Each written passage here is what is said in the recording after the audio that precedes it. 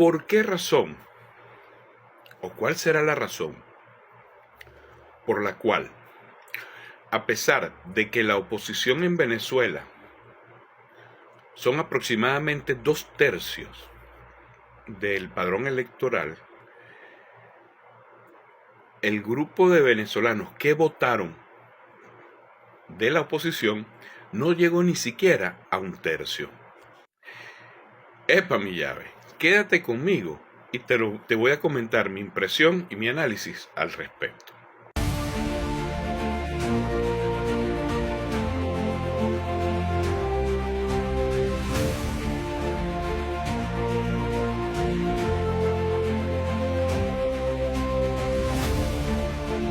En Venezuela hay alrededor de 23 millones de votantes inscritos en el padrón electoral. En las elecciones pasadas votaron alrededor, números ligeros, 13 millones y algo.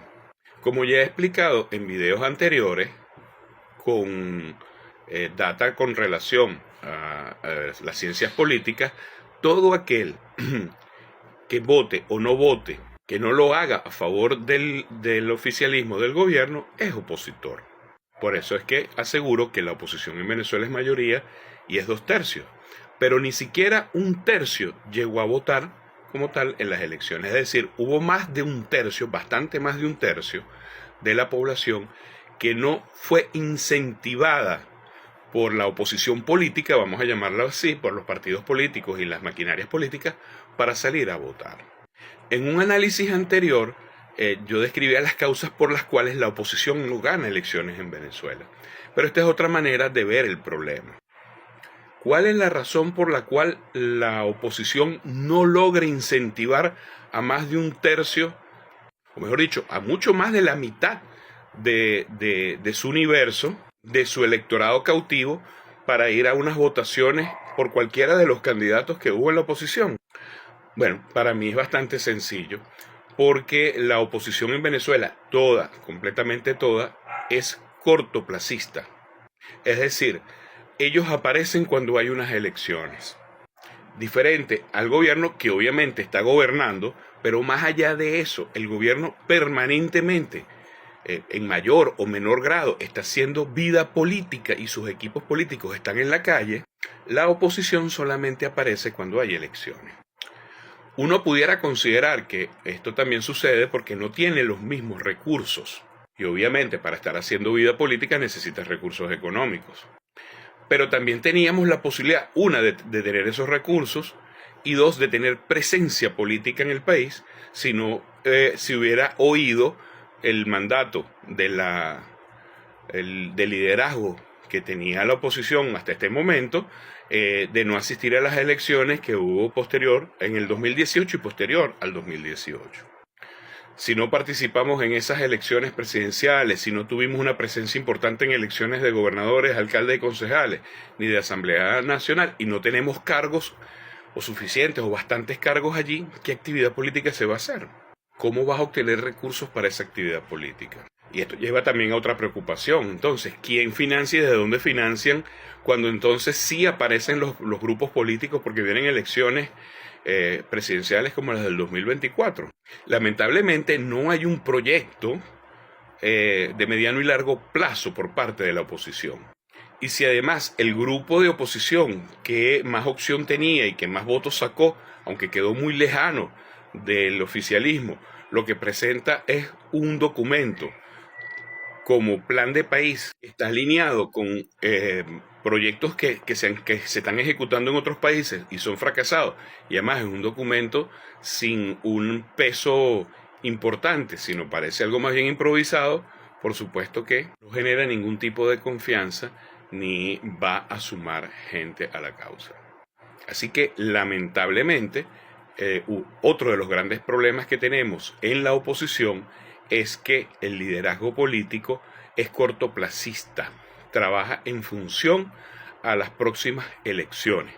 Y cuidado, hay que respetar que muchos de los políticos de oposición, muchos o varios de los candidatos que estuvieron presentes en las elecciones del 2024, por la oposición están permanentemente haciendo vida política en nuestro país. Lamentablemente no tienen la fortaleza que tuvo el partido el partido de oposición que más votos sacó, y es lamentable porque ellos sí siguen en Venezuela, siguen apostando por Venezuela, pero tal vez por la manipulación informativa que hay, por la manipulación y generación de falsas creencias, no se apuesta a esos venezolanos que están aquí, que han mostrado al menos que trabajan políticamente en nuestro país con sus recursos limitados, y se fue a apoyar a quienes llegan de manera improvisada con muchísimos recursos venidos de afuera, de orígenes desconocidos, y que su objetivo es simplemente electoral.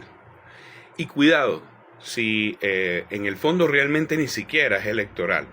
La elección es una excusa para poder hacer una operación no electoral con la justificación de que asistieron a las elecciones. Repito, ese grupo al que estoy haciendo referencia ha llamado múltiples veces a abstención, los más significativos, las elecciones presidenciales del 2018 y las que vinieron luego de Asamblea Nacional y elecciones regionales. Venezolanos, si no identificamos los errores cometidos por la oposición, tal cual como han dicho, por ejemplo, Gil Yepes de Data Analysis, o como recientemente incluso hasta el periodista del Rincón manifestaba que cuando la oposición ese grupo de oposición es incapaz de escuchar reclamos y aceptar errores, entonces el tema se hace cada vez más complicado porque no hay forma de corregirlos. Pero esto que está ocurriendo con Edmundo González Urrutia, porque el financiamiento de los viajes, el financiamiento hasta de la jefa de prensa de Edmundo González Urrutia, de las que yo le voy a hablar en los próximos días, viene de Voluntad Popular, viene de Eudoro González, que son personajes sumamente cuestionados. Hasta que no se supere esto, de que resolvemos esto después, no se puede resolver después, porque mientras no se resuelva, no va a salir Maduro del poder. Y la gente, bueno, lean los comentarios de la publicación de Tuto Quiroga, es que no tengo que decirlo yo. ¿Hasta cuándo María Corina Machado va a permanecer en este tema de que la política es esto, de que tenemos que sumar y no restar, de que necesitamos todos los apoyos? Es falso. Es falso que se necesita el apoyo de un Leopoldo López. Es falso que se necesita el apoyo de un Miguel Pizarro, de un Juan Guaidó. Si cuando tú manifiestas estos errores te van a decir que eres chavista o que estás vendido o que eres enchufado, pues bueno, afortunadamente la mayoría del país ha reconocido que esos grupos hacen daño al país, que son minoritarios, y la mayoría opositora del país que está de este lado, bueno, o vota, como sucedió en estas elecciones, no por seguir un liderazgo, sino por un voto castigo, por hacer sentir que somos todavía demócratas, o votamos por otras opciones de la oposición, como fue mi caso, o lo peor del caso es que más de la mitad, mucho más de la mitad de la oposición no votó. Entonces, repito lo que he dicho otras veces, mientras no salgamos a votar pasivamente, nos seguirá ganando la minoría, que es el chavismo.